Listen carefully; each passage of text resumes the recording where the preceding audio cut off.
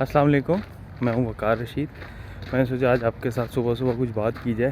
تو ایک سوال اکثر جو ہمارے دوست احباب ہم سے پوچھتے ہیں کہ یار کتابیں کس طرح پڑھی جائیں، مستقل مزاجی کے ساتھ نہیں پڑھی جاتی، کبھی تھوڑا سا پڑھتے ہیں اور اس کے بعد پھر چھوٹ جاتی ہے۔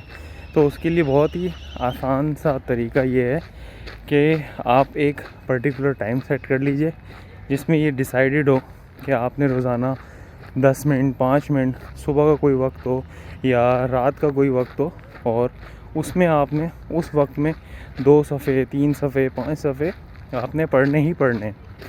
تو جب آپ اپنے آپ کو باؤنڈ کر لیں گے بک ریڈنگ کے لیے، آہستہ آہستہ آپ کو اس کی عادت ہو جائے گی، اور جس دن آپ بک ریڈنگ نہیں کریں گے تو اس دن آپ کو عجیب و غریب سا فیل ہونا شروع ہو جائے گا کہ آپ کی لائف میں یا روٹین میں کوئی ایک پارٹ تھا جو مسنگ ہے۔